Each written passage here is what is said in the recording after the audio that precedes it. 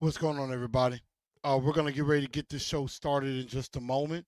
Definitely got to do some talking as Minicamp has begun, and they've actually wrapped up day two of Minicamp, and we'll definitely give some thoughts on that as far as what was I expecting from Minicamp, and of course talking about some of the biggest battles, some of the concerns I may have going forward, going from mini camp and even going into training camp.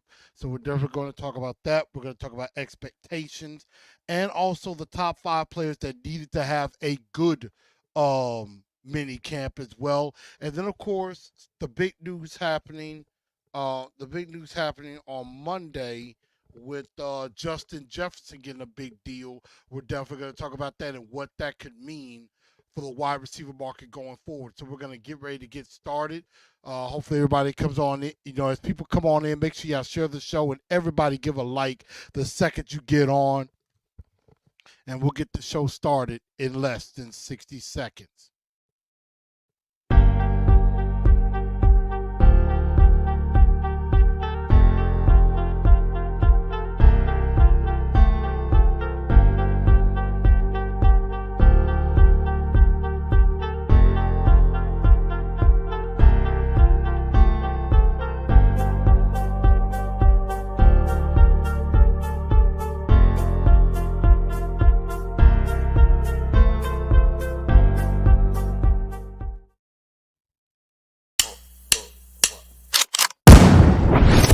Call me a god.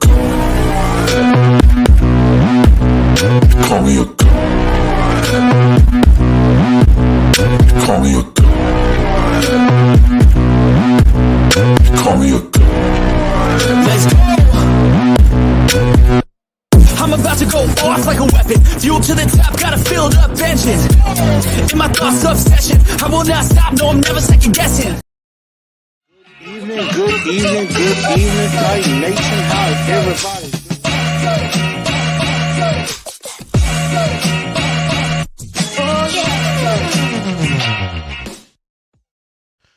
Good evening, Titan Nation. How's everybody doing? Welcome into another edition of TNT Tonight. I am your host, Chris, aka Blue Enforcer, aka The Truth, and we're gonna have a very fun episode for you on this evening. Definitely make sure y'all follow on all of the ways to get your information, whether it be on um, right here on YouTube. Definitely make sure you follow me here, but also follow on Facebook at TNT Enforcers. Also on Instagram at Titan_N_Truth, and then also on X at TNT Blue Enforcer. Make sure y'all follow me there, and definitely make sure that y'all go ahead and definitely follow. I'm definitely gonna be sharing this show out actually right now as we speak. So I'm definitely going to make sure that we do that. Also, as you come in, make sure you give a like. Make sure you give a like on this show. Make sure you smash that like button for me. And then also, if you're new to the channel, go ahead and also subscribe to the channel as well. So hit that like button.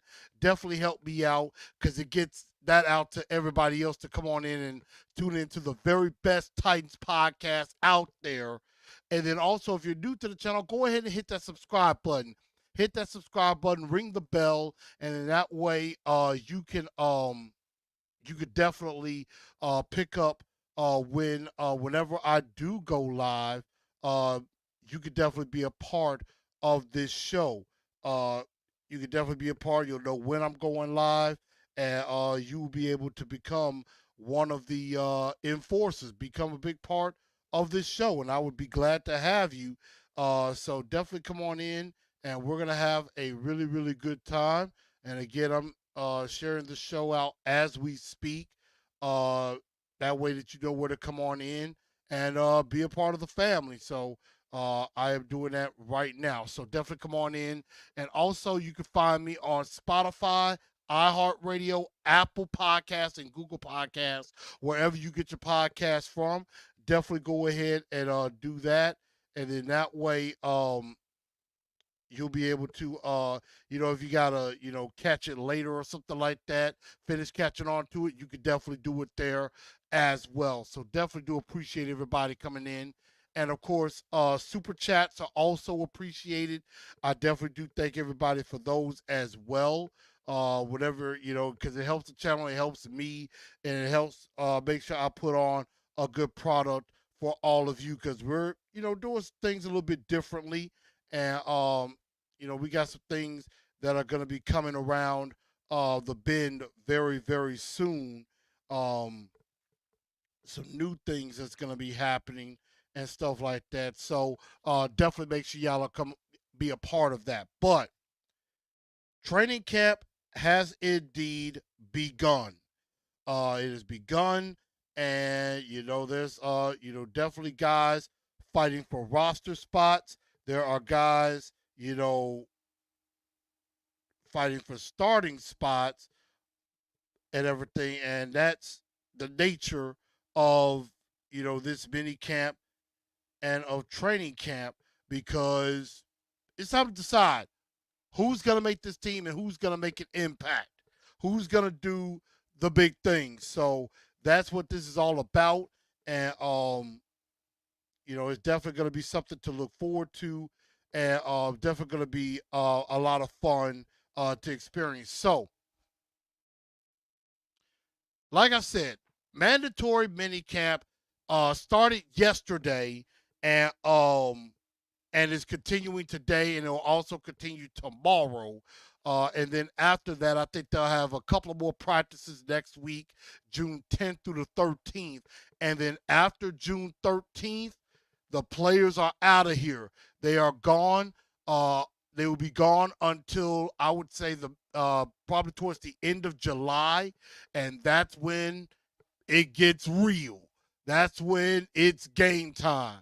So after next week, the 13th, the players get about a month and a half off. You better enjoy those 6 weeks. 6 weeks off. Because after those 6 weeks is over, it's on and popping. After that, there is no more days off. We are going in from the end of July. I probably might take some time off myself. But once that late July, once training camp hits from July all the way through to the end of through January, through the Super Bowl, it is on and popping. I guarantee you that it's going to be all out once everything comes once they come back and start training camp. So that's what that's what's coming up. So, you know, if if you're ready for football season like I am, you better go ahead, enjoy your vacations, and enjoy your vacations, get with your family, and have some fun. And then after that, come on back in, because it's time to go to work. It's time for it's tighten up time. And so that's what it's gonna be about at the end of the day. So I'm looking forward to it and everything. So definitely looking forward to that. But minicamp is in. Brian Callahan did speak. Denard Wilson also spoke today as well, and said some very interesting things. And I know that with Brian, this is his first mini camp, and this is his first year as a head coach and everything right now. So I know a lot of things are a lot different. And the thing again that I like when it comes to Brian Callahan and this staff is they are a lot more transparent. They're a lot more transparent. They're a lot more willing to talk, a lot more willing to open. We got Miss Jackie up in here, my boy Morocco. Yeah, you know what it is. Yeah, mother sucker. You know what time it is. Yes, indeed. We got Titan South in LA. That's what I'm talking about. Rocky boy. Yeah, Denaro had his defense ready. I agree with that. But, Callahan and the crew very much more transparent. They're definitely, willing to talk. They're willing to at least, they're not gonna, of course, divulge everything, but they're at least willing to give you something, which is more than I could have said for the previous regime. Because Vrabel gave you absolutely nothing. He would not really want to talk and, could be kind of standoffish. Brian Callahan is not like that at all, and I appreciate it. But he definitely complimented everybody. He talked about Will Levis and that he's made some tremendous strides in the last few months. Nick Holtz, the offensive coordinator, of course, echoed that as well, as that Will Levis is definitely, has taken a hold of this offseason and has really stepped up, even though Will Levis may have had a little bit of a rough day in the red zone. Definitely with that. Of course, something else that they talked about, Traylon Burks. They definitely talked about Traylon Burks ad nauseum. Basically saying he's gonna have to, do something on special teams now if he's gonna, have any impact, because it's like you only have so many hats that you gotta have for game day. You have a 53-man roster, but only 46 can dress for game day. So if Traylon Burks wants to get on the field, he's going to have to make an impact in a different way, aside just being a receiver. He's going to have to do some work on special teams and everything. So that's something that he's going to have to get to. And Denard Wilson, he said something that just, I mean, literally made my heart sing and probably could make me cry if I was just extremely super emotional. And, he basically said, and TD basically said from Denard Wilson, this is at T Davenport underscore NFL from my guy Teron Davenport. He said on Twitter, two things that stood out from Titans DC Denard Wilson. It's clear he understands the importance of an interior pass rush. Wilson said he wants to make sure they don't give quarterbacks a lane to step up in the pocket. And here's the kicker. Here is the one that just does it for me. Free releases at the line of scrimmage for wide receivers irritate Wilson. He wants to make sure that cornerbacks press and cause disruption at the line of scrimmage. No more lining up 8 yards off the ball on 3rd and 6. When I tell you, I literally want to go to Nashville and just give a big pro hug to Denard Wilson for that. I'm like, yes! It's like it's about time. Somebody gets it. Somebody finally gets it. Because for the last 6 years, and even further back than that, I mean, it was an age-old question. Why in the world are our cornerbacks playing so far off the ball? Because I'm going to keep saying, you either get up in the man's face or you play about 3 to 5 yards off the ball. I mean, I was so sick and tired of seeing us going at least 7 to 10 yards way off the ball all the time. I mean, like he said, it could be 3rd and 3 and we're playing 10 yards off the ball. It's like you're giving them yards. You're giving them first downs. I mean, you're making it easy. Even I could do that. I'm like, even I could make a throw in that particular situation if you do that. If it's 3rd and 3 and you're 8 yards off, all I got to do is get 4 yards in and a quick curl, bang, first down. That's easy. So I'm like, it's about time that there's a defensive coach that gets it. And Denard Wilson clearly gets it. And I hope whoever his successor is does the same thing, because Denard Wilson, granted, judging by how this defense does, I think is going to be a head coach most likely next year, definitely within the next 2 years. He's going to be a head coach. I guarantee you that. Jackley said he must have watched us do that on tape. I think so. Die War Height. Okay, what's up? Yo, what's going on? But finally it's great to see a defensive coach that gets it. Denard Wilson gets it. Mike Vrabel clearly did not. Shane Bowen clearly did not. They did not get it. And it was painful to watch every year of that happening with our defense. It's like easy, easy curls, easy slants. I mean, we were just making it easy for quarterback. That's why our third down defensive percentage was a record back in 2021, giving up almost 50% third down conversion, which was the worst in NFL history. I believe it was 46.9 to be exact. But Denard Wilson gets it. He understands that you got to get up in that wide receiver's face, disrupt, make him beat you over the top on the outside and say, hey, make him 50-50 balls and things like that. So that was extremely refreshing to hear and everything. Of course, the coach is definitely complimenting Calvin Ridley. Definitely been looking good. There's been quite a few guys that have just absolutely starred so far in this offseason. We're going to get to that in just a bit. But what are my expectations? What are my expectations? I honestly, my expectation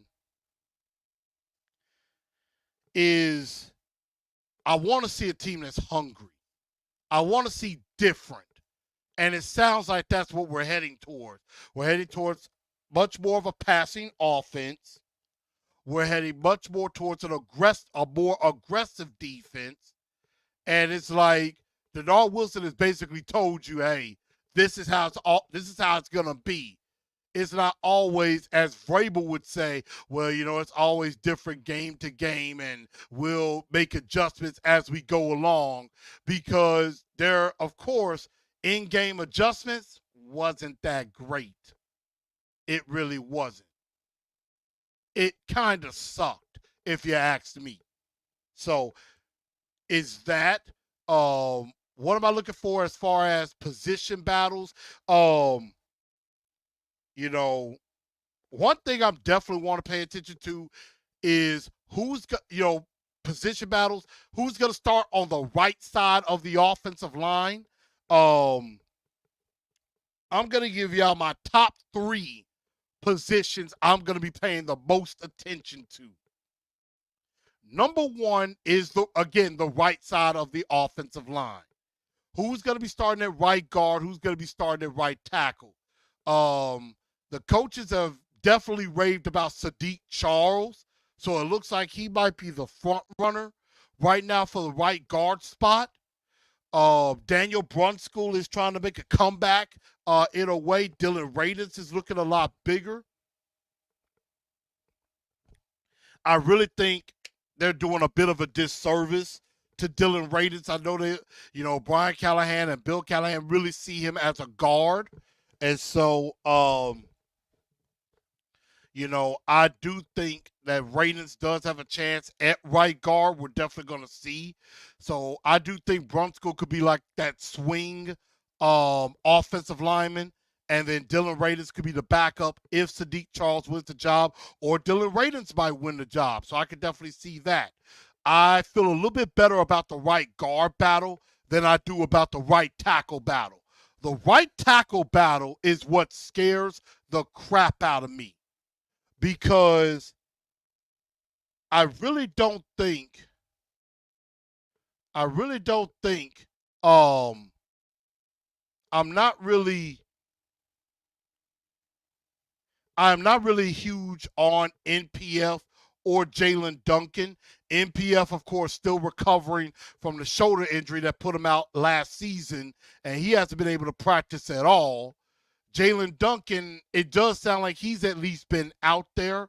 But the guy that even Brian Callahan has mentioned, and I saw this on Titans Wire, that has surprised everybody is John Ojukwu, or as Vrabel used to call him, J.O.J. OJ was what he called him.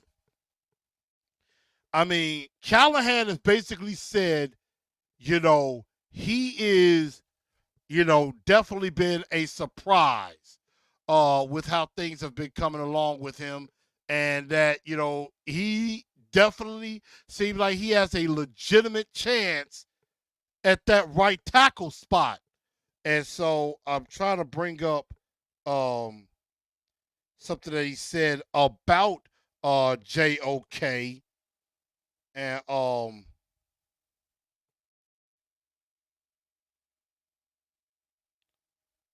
and everything. But he basically said that he's stepping up with other guys hurt. Yeah, Callahan revealed he has been surprised by second-year tackle John Ojukwu. He has been getting first-team reps at right tackle with Petit Ferrer at Duncan's sideline. He's doing everything that you would want a player in that situation to do. Takes it very seriously. Outstanding in the meeting room. He's taken the scheme and he's learned it. I've really been surprised. He's a guy that I didn't know much about, and he's got more opportunities. He's started to show up. So that's Brian Callahan basically saying it's been a pleasant surprise with OJ.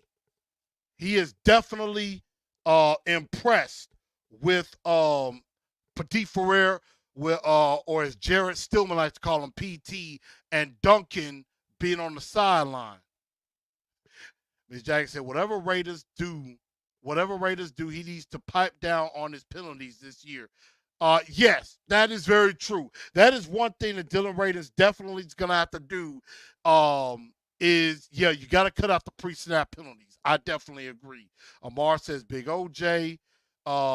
Levis has struggled in camp. Do you think it's a concern, or do we need to wait till camp to get a full picture?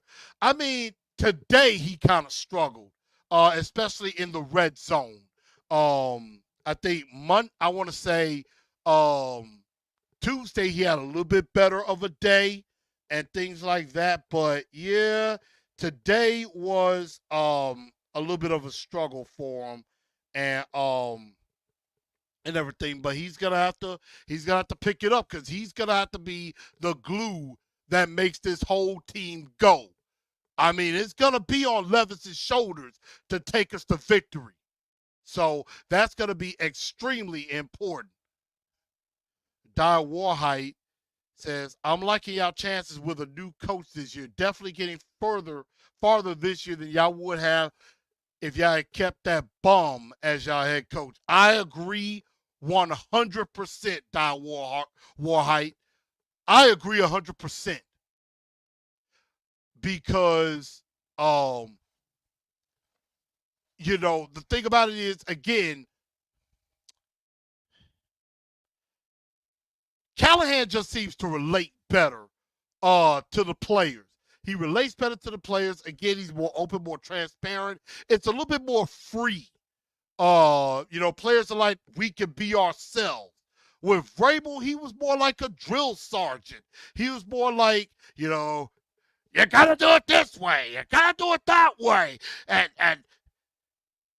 that sucks. Drop down and give me 20. Something like that, like a drill sergeant. I mean, he reminded me of another historical figure, and I'm not going to give his name, but this same military strategist was on the verge of ruling the world, but he got arrogant.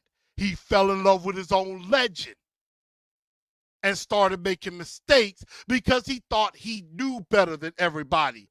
That was what Vrabel was doing. Vrabel, was coming up, and then, get to the AFC Championship and things like that. And really, ever since the playoff game, before the playoff game against Cincinnati, it just seemed like Vrabel was starting to fall in love. Vrabel was in love with his own legend that he thought he was becoming. He got arrogant. He thought that he was bigger than the team. He tried to make it more about himself than about the team. And that I'm better than, trying to shout, basically shouting to the media and to the fan. I'm better than you. I know more than you do. You don't know football. I do. Leave the football to the real professionals. That's just kind of the aura he gave off. And it really rubbed a lot of people, myself included, the wrong way. And so I wasn't going to say that historical name. Don Warhart knew who I was referring to. And the thing about it is, I'm not saying he's exactly like that person. He just has some characteristics similar. Again, arrogant, fell in love with his own legend, thought he knew more than everybody else. And that's what eventually led to Vrabel's downfall. So that's what that was. It led to his downfall. So Don Warhard knew exactly who I was talking about, and everything. I didn't say, I'm not comparing people to people, person to person. I'm just saying little characteristics. There were a few like that. So, um, Calvin Jeffrey Brown says, tighten up, ready for these 3 months to go by. I know that's right. So that's what happened with that. Burks is another thing. Um, and I gotta mention the other positions in a minute. The other positions I'm thinking about, I'll get to Burks in a minute. The other position that I'm thinking about, and this one really kind of just came to me, is defensive back. And I'm not talking about up top. I'm not talking about Sneed. I'm not talking about Awuzie or Roger McCreary. I'm talking about behind them. Depth. Now, Elijah Moe can play corner and safety, although he hasn't done well at either. But who's going to step up behind those three guys? Because if Awuzie, Sneed, or McCreary go down, who do we have? Now, one guy's name that has started to come up a lot, who's been kind of making some notice, is Gabe Judy, the undrafted free agent from University of Tennessee, one of the former Vols. He's a guy that's starting to really make some noise in training camp. He's an undrafted free agent who I think actually has a legitimate chance to make this team. I think he definitely has a chance to make this roster, without a doubt.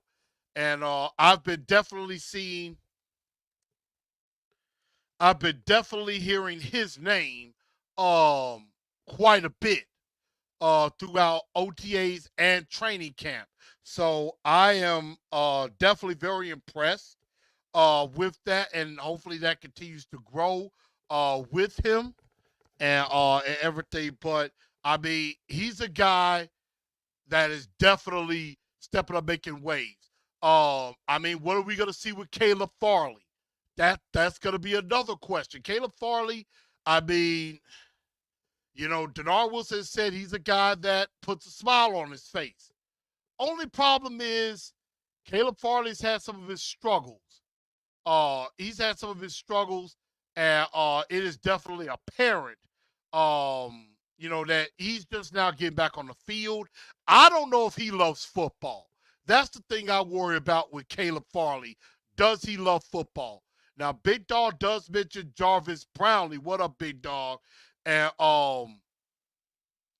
Jarvis Brownlee, I know he dealt with an injury as well, but it looks like he's back out there and everything. So that's something, that we got to take a look at as far as who's going to be behind those top three guys at corner and who's going to be our starting free safety. Because right now we don't have a free safety. Now, Big Dog said put Caleb Farley in free safety. Well, Brian Callahan, Denard Wilson have already nipped that in the bud. They have basically said he's not changing positions. That he's gonna be a corner. That's where they're gonna keep him at. They're gonna keep him at corner. They're not moving him to safety. Maybe at least not right now. Because I mean, I believe this is year 4.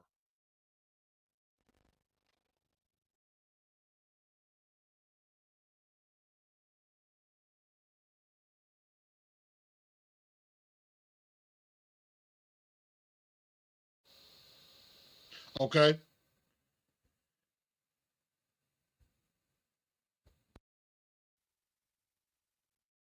Okay. Just trying to make sure everything is all right. But yeah, I mean, I believe this is Caleb Farley going into year 4. So I mean, he's got he's got a lot of catching up to do. A whole lot of catching up to do. And it does not look good for him at all. You know, I mean, he was drafted in 2021. So 2021, came in early, missed the entire season. 2022, pretty much been out the whole season. 2023, this is year 4 for him. And I believe they've already not picked up his 5th-year option. So this is it for him. Like Traylon Burks, who we're going to get to, this is his last chance. Very last chance. So we got to see who's going to be a safety, or is Marcus May or Justice Simmons, who are still available out there, going to come in and be the starting free safety? Can they pick up this defense really fast? So that's another position. The last position is inside linebacker. Big Dog mentioned James Williams from Miami. It's was a safety, but they have moved him to linebacker. And so we know Kenneth Murray, the free agent signing from the LA Chargers, is going to be one of the starters. But who's going to be on the other side? Right now, my guess would be Cedric Gray, the 4th-round rookie out of North Carolina. I think has a distinct lead over the rest, because he's the guy that I've heard so much about in the offseason since being drafted. Now, Gibby, Dr. Gibby, Jack Gibbons is starting to make some waves. He's definitely been like a leader. He's definitely been trying to kind of help Cedric Gray along and things like that. But Cedric Gray has been making some good plays in coverage, which is a good thing, and he might become the leader of the defense. He's definitely one that could definitely make an impact very, very early. And then James Williams, is definitely getting some looks at inside linebacker as well. So, I mean, you got Gibby, you got Cedric Gray, you got Williams. You also have Otis Reese. You got Chance Campbell. Some of these guys trying to do some work inside at linebacker, and that's going to be a position that's going to be extremely, extremely important as far as definitely trying to help this defense. An honorable mention, I want to say, is edge rusher. And I'm talking about particularly behind Harold Landry. I mean, I need to see more from Arden Key, because I really wasn't impressed with Arden Key's first year. And then also, of course, again, like Caleb Farley, this is Rashard Weaver's last chance as well. Rashard Weaver's got to step up and really earn that third edge rusher spot, so that way you could give Rashard Harold Landry or Arden Key a breather and still bring some pressure off the edge. Weaver had some moments, but then he also kind of disappeared at times. Some other guys, Caleb Murphy, Jalen Harrell, the 7th-round rookie out of Michigan, are a couple of other guys that could definitely play a part in that. But edge rusher, I think, is an honorable mention spot that I am going to be paying attention to. Traylon Burks, as you know, has not really been effective. He has been largely ineffective. I mean, this is going into year 4, and I believe, out of 3 seasons where he could have played, um, 40, I want to say 50 career games he could have played, has only played in 22 career games. He's missed a lot of time. And in that time, only has 49 catches and 1 touchdown in his entire Titans career. That's not good. That's not good at all. And, right now, that's why we had to go get DeAndre Hopkins. That is why we had to go get um, Calvin Ridley and Tyler Boyd. In his entire career, I mean, you take a look at his entire career. Now, this is his third season. This is his third season, not his fourth. But this is basically his last chance. I mean, he's only played in 11 games each of the first 2 years. And that is out of a possible 48 games. I mean, I'm sorry, out of a possible 34 games. Forgive me, my math is a bit off. But out of a possible 34 career games, he's only played in 22. Only has 49 receptions, 1 touchdown in 2 years. Tyler Boyd had more stats than that in last year alone. He had over 60 catches, more than the yards than Burks, and had 2 TDs. Some of the rookie receivers had that and not even in half the season. So that's not good. Best ability is availability, and he hasn't been available. He had the turf toe, had the knee injury, has been knocked out with concussions twice. So I don't know if he's even built to survive. So now, because you have D-Hop, now that you have Calvin Ridley, you have Tyler Boyd, he's relegated to basically being the fourth wide receiver. And now Brian Callahan and crew are basically saying he's going to have to earn his way on the team through special teams, which is something Treylon Burks has never done. And this is the only way he might be able to be suited up on game day. This means there are chances Burks could be healthy scratch. We know Nick Westbrook-Akina can play special teams and has done it pretty well. Kyle Phillips could do the same thing. He could be a kickoff or punt returner, which I would not put him back there as a punt returner. I know that for a fact.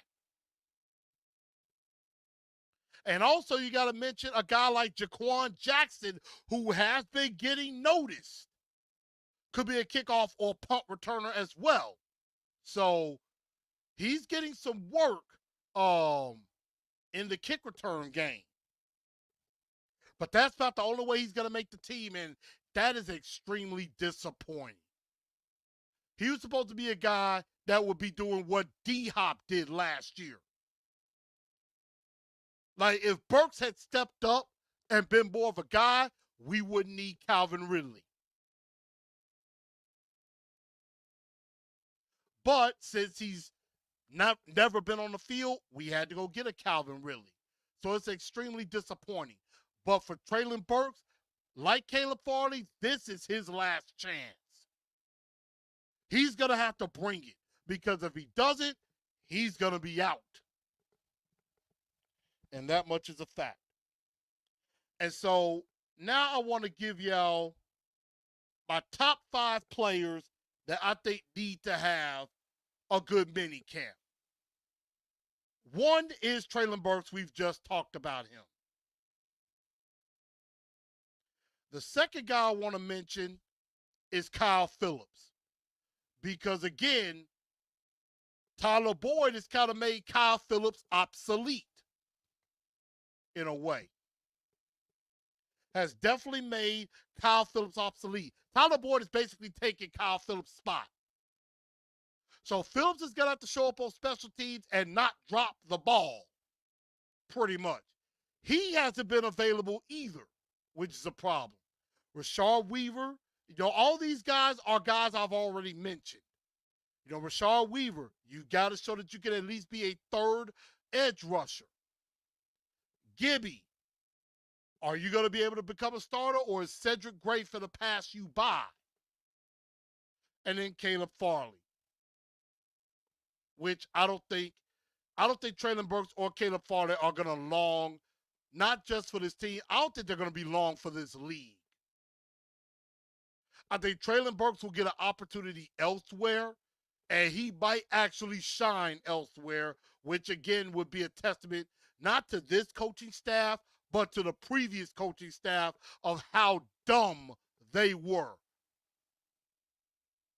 And probably to John Robinson as well. But Caleb Farley, I don't even know if he'll latch on to another team. He might be like Jake Locker and just be like, after his contract is up, going off into the sunset and never play football again. So these are my top 5 players that I think need to have a good mini camp, and we've talked about each of them in pretty nice detail. Another thing that's happened, T'Vondre Sweat signed yesterday. So now all draft picks have been signed. All 7 of our draft picks are signed and in camp. Nobody's holding out. But we're going to talk about potential holdouts in just a minute. Although I don't like the fact that T'Vondre Sweat hasn't been practicing a lot. I know that that they're saying he's dealing with some type of small injury. Could be ready even next week, but definitely be ready to go for training camp. They're being a little cautious. They don't really have to give a lot of information on injuries right now. So right now, I'm honestly not worried. I'm honestly not worried about T'Vondre Sweat. I think he'll be fine. And the thing about it is, it's not a premium position. Yes, interior defensive line is starting to become a big time interior position. Thank you, Aaron Donald, for that. That's why Big Jeff is getting paid over $24 million a year. It's a big time. It's starting to become a premium position. And so, but right now, I'm not worried. I'm not worried about T'Vondre Sweat not being there yet. As long as he's there ready to go in training camp and doesn't miss any time during camp, we should be okay. And speaking of draft picks, definitely shout out to J.C. Latham. I mean, Latham is starting to grow on me, y'all. And I've been saying that, but I need to see him in pads either against our own guys and also against other competition. If I see some good there, then it's like I might finally get sold. Because I know quite a few of y'all have been asking me, am I sold on J.C. Latham? Not yet. Not yet. So all picks are signed, and that's a good thing. But the last thing I want to mention, and this was breaking news on Monday, and this is not Titans related because we don't have anybody holding out. But I will mention what the Titans should do going up in the future. And that's Justin Jefferson breaking the bank. 4-year, $140 million contract extension with the Minnesota Vikings. With the most guarantee, he has become now the highest paid non-quarterback player in NFL history. More guaranteed money than anybody else. A.J. Brown got $84 million guaranteed on his last contract. Justin Jefferson, of the $140 million, is getting $110 million guaranteed. $110 million guaranteed. And guess how much money he's getting the second he signed that contract? He got $88.7 million dropped in his lap the second he signed. He gets $88 million off top. Before he even steps on the field for training camp, he already got $88 million, almost $89 million in the bank. And he still has another $22 million in guaranteed, another $22 million guaranteed that he's got. That is insane money. And he has truly reset the market. He is the highest paid non quarterback player in NFL history. Nick Bosa's making $34 million. Justin Jefferson just passed that. So now the going rate is $35 million a year. And reports coming out in Dallas, and this is not only making certain players happy, probably making them unhappy with their current teams. Now that this is happening in Minnesota, looking at you, Jerry Jones, down in Dallas. CeeDee Lamb wasn't at mandatory minicamp. He's looking for a new deal. Looking at you, John Lynch, out there in the Bay Area. Brandon Ayuk. You already re-signed Deebo Samuel. Brandon Ayuk looking for some money. Mike Brown up in Cincinnati. In Cincinnati, they got major problems. One, you're already dealing with an issue with T. Higgins. Got him on the franchise tag, and he wants a contract extension. That or trade him. T. Higgins has asked for a trade twice, which Jared Stillman and a few others have been talking about, possibly seeing about going ahead and get T. Higgins.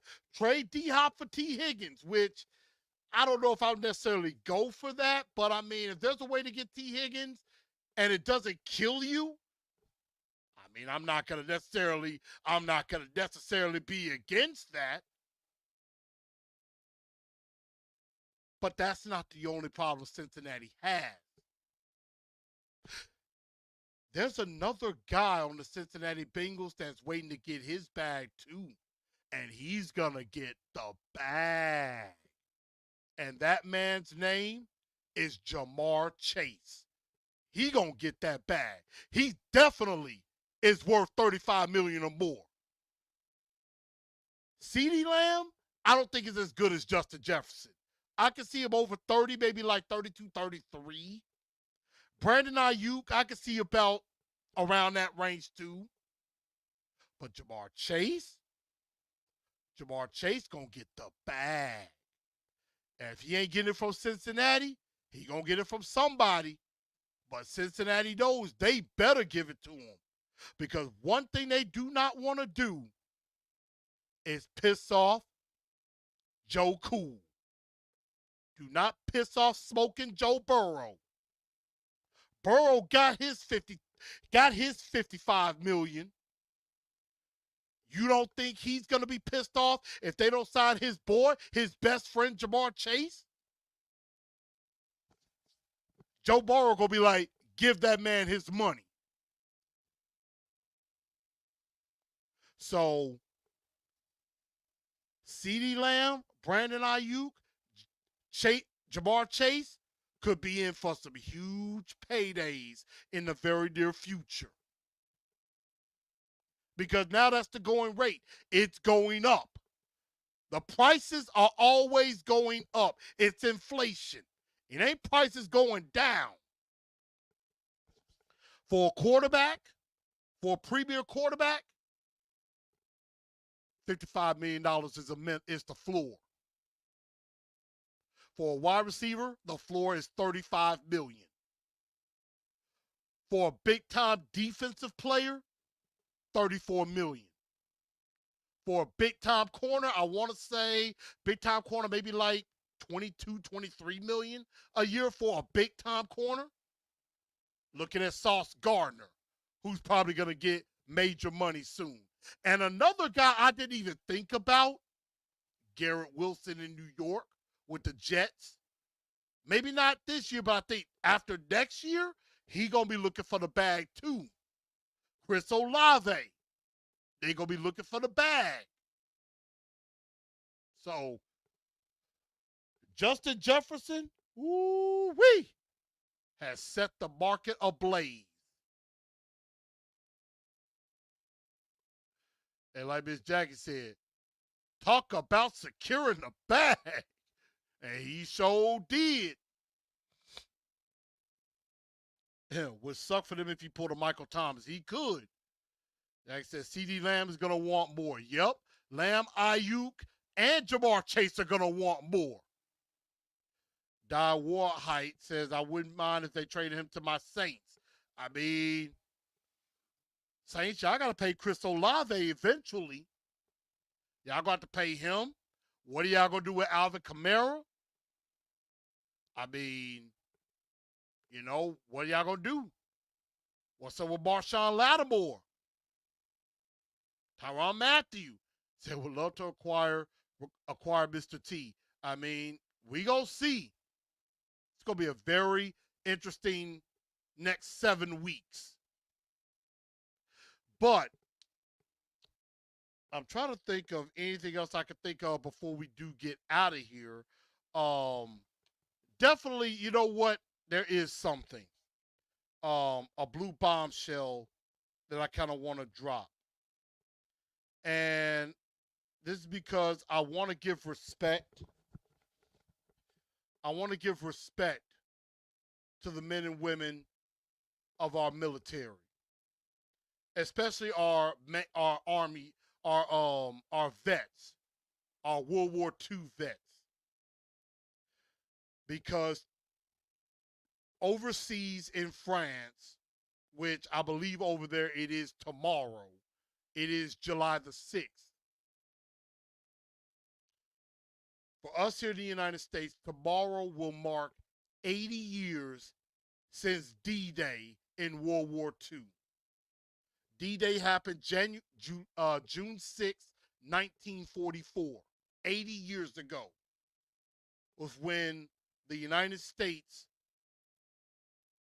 led the largest land, air, and sea invasion of a foreign country in the history of this world.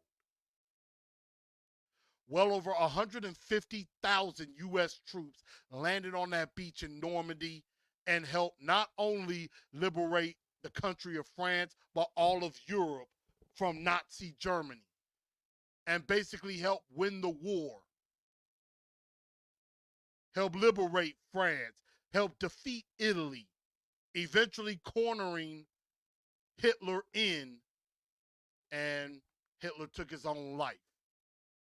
And that actually ended at least our war in Europe. Then, of course, later on in 1945, we had to finish off Japan.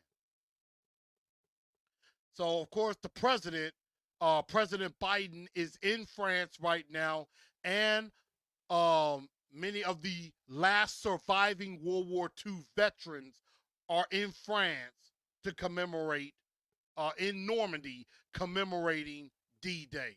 So I definitely want to tip my hat to all the military. I want to salute the military and salute anybody who has family who are World War II veterans. I thank you for your service.